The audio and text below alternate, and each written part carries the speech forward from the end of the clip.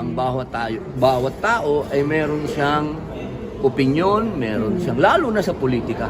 Meron kaming kanya-kanyang point of view. Ang importante dito, ang gusto namin, umasenso Pilipinas. At sana mawala na yung corruption. Senator, ito na lang din, showbiz question. Paano mo naman ma-describe ang bad boy sa pelikula? Ay, sa pelikula, sa politika, hindi sa pelikula. Ang bad boy sa politika kasi yan yung mga corrupt. Yan, hindi ako bad boy sa politika. Ako'y very good boy sa politika. Kaya nga, ang sabi nila, lagi akong maximum tolerance. So, ibig sabihin ng maximum tolerance ka ng kay Rimbilya? Kasi dito Kaming dalawa, maximum tolerance naman kaming dalawa. Kasi parehas lang kami na may trabaho siya, may trabaho ko. Ang mainam doon, nakita ng tao, wala naman nagbuhat ng kamay. Talagang natural lang yun. Marami. Ano yun nagkakagulo Walang tulakan, Sen. Walang Nagkaroon tulakan. ng tulakan. Siyempre, kasi maraming tao. Nagkakagulo Ang importante, walang nagbuhat ng kamay. Natural lang tulakan.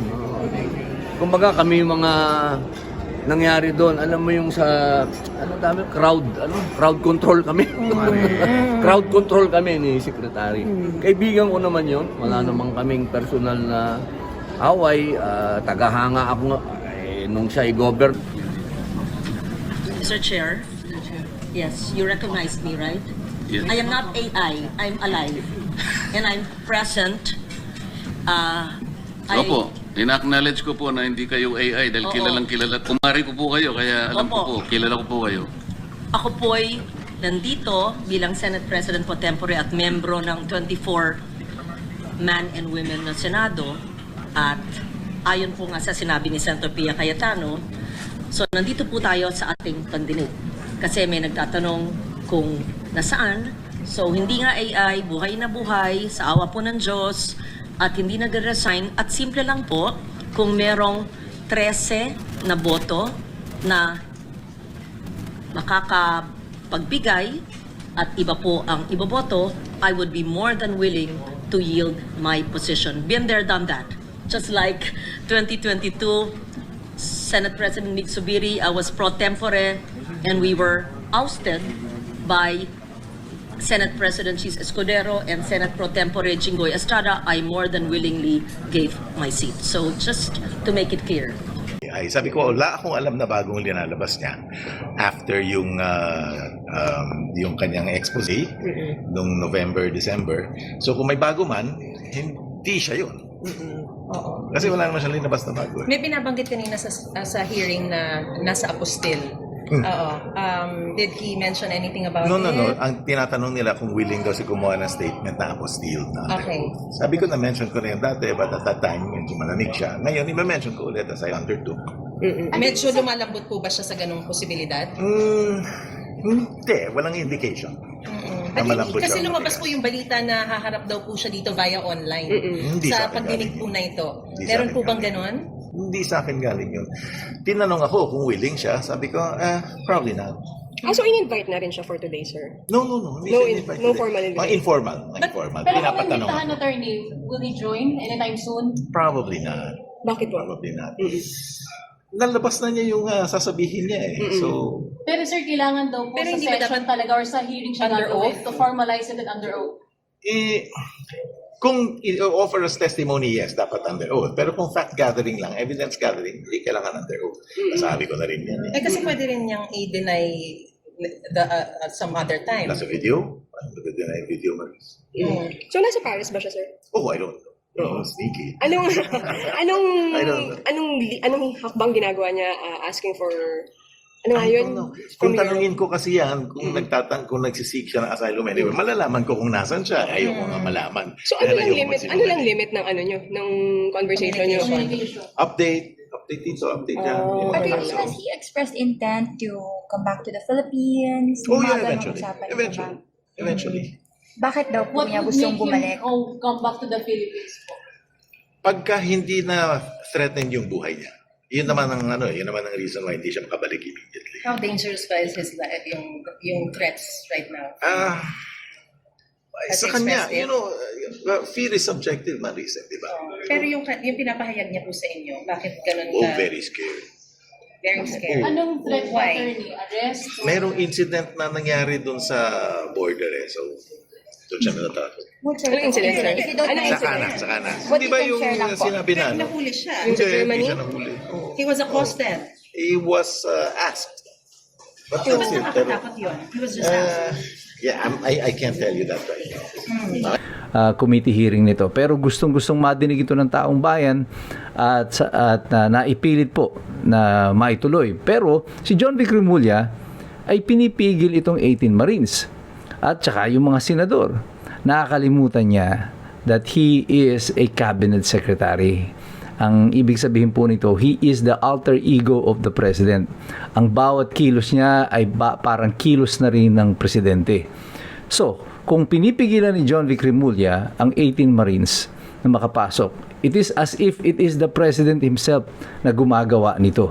Kasi si John Vic Remulla is not under the authority of the Senate. He is under the authority of the president. Sinong nag-utos kay John Vic na pumarada doon sa pinto ng Senado at pigilan ang mga senador at ang mga testigo? Si Win Gatchalian? Amboy na ba siya ni Atchoy na ba siya o aide na ba siya ni Win Gatchalian at yun ang susundin niya? So definitely the order has to come from the president himself. So, ang larawan nito, si Marcos ayaw patistiguhin ang 18 Marines. Sina Win Gatchalian, sina Tito Soto, sina ang mga Tulfo, ayaw din mag-testify. Bakit? Kanina nadinig natin kung bakit. Although alam na natin ito kasi binanggit na ng mga 18 Marines ito kanina, finally, officially in a committee hearing, naideklara ito. At ang linaw ng kanilang mga testimonya, dinitalye nila kung paano ito with reference to specific pictures and evidence. So, consistent yung kanilang mga testimonya. Alam na namin ngayon ang dahilan kung bakit si BBM mismo through Remulla ayaw mag-testify ang 18 Marines. Alam na natin ngayon, Erwin Tulfo, kung bakit ayaw mong matuloy itong committee hearing at bakit parang gusto mong gumawa ka ng sarili mong committee hearing. Siguro isasalba mo naman yung sarili mo. Gagawa ka ng mga sarili mong testigo or baka ipapatawag mo itong 18 Marines tapos iko-contempt mo naman. Well, that's another matter at pag-uusapan natin yan sa mga susunod. But here, by doing what he did, si Remulla, akala niya nakabuti ito, na nagpasikat na naman siya.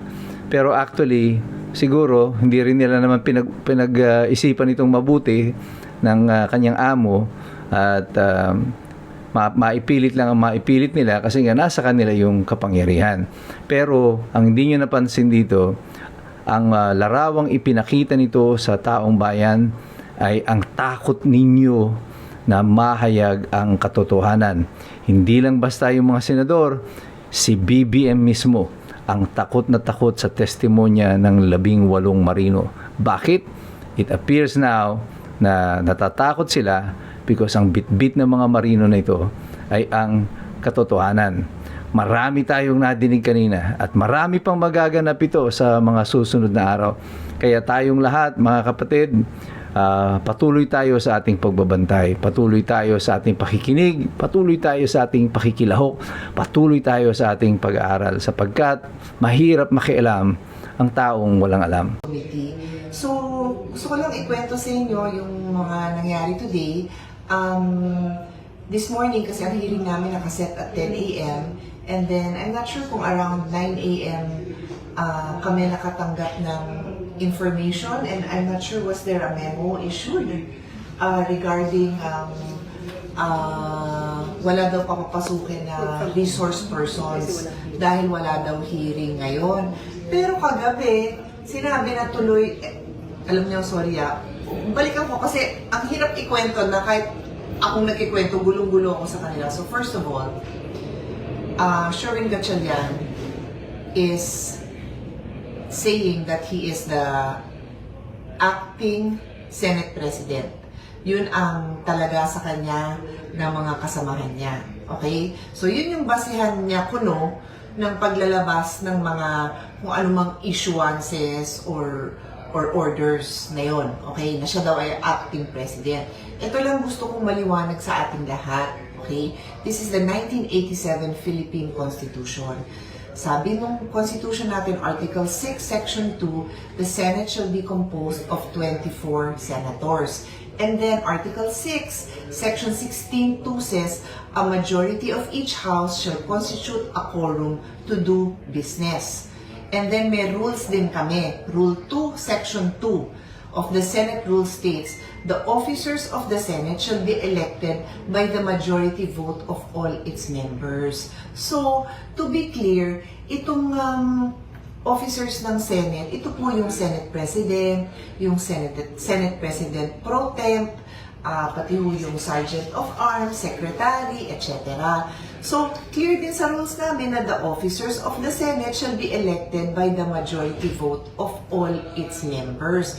Ang na-elect po dyan is Senator Alan Cayetano as the Senate President, Senator Loren Legarda as the Senate President Pro Tem around 4 weeks ago. Hindi pa ho nagbago yon. So kung may bagong ma-elect by a majority vote of all its members, then you need 13 votes na magkaroon ng bagong Senate President and Senate President Pro Tem. Clear po yun.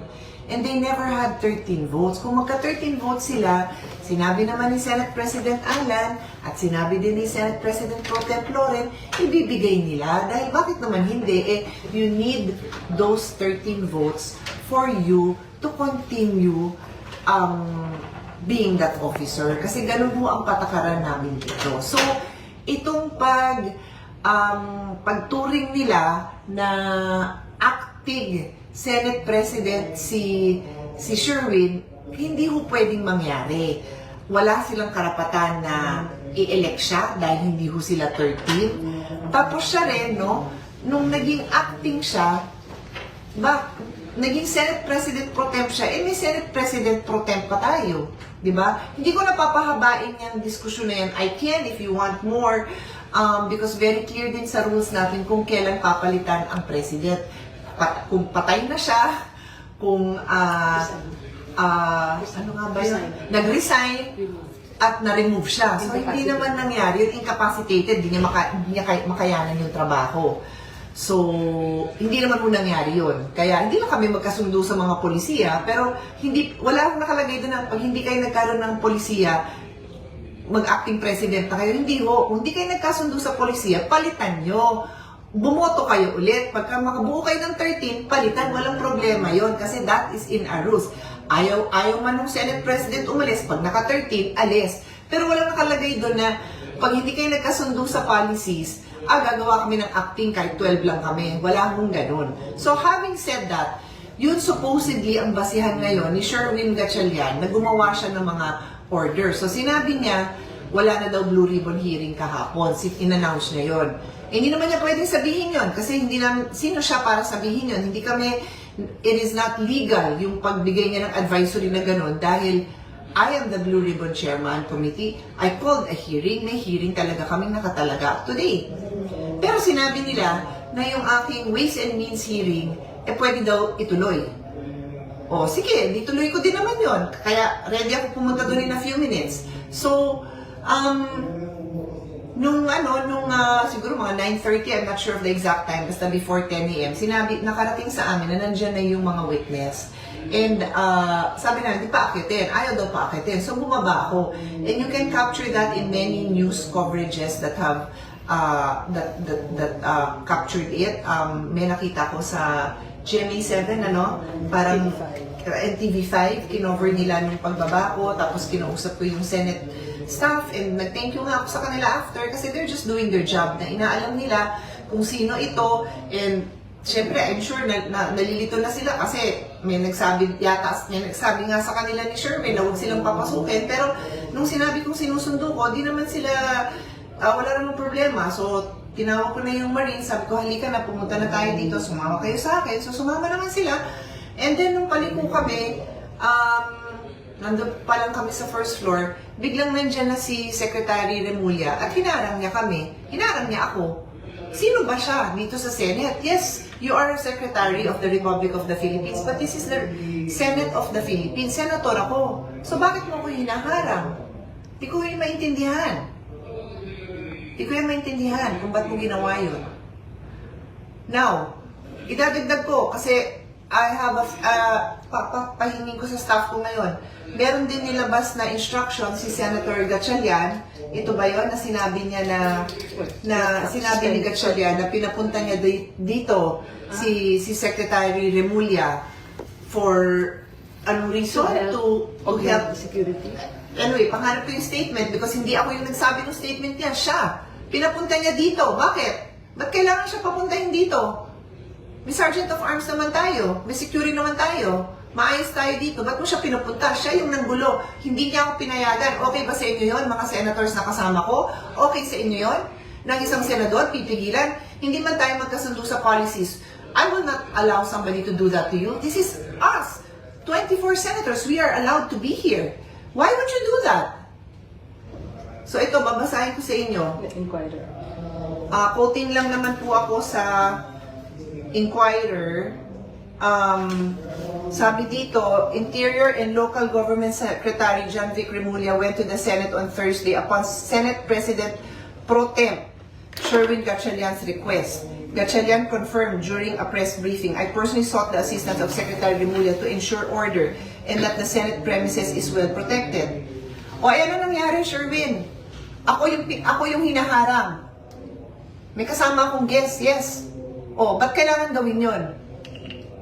So yun ang isipin natin pagka gumagawa tayo ng kung ano-anong mga instructions. Di nyo iniisip kung anong nagiging consequences. Ako yung hinaharang na makapasok dito sa sariling opisina. Anyway, so nakapasok na tayo. Thank you again to the Senate staff, to the media na nakatulong.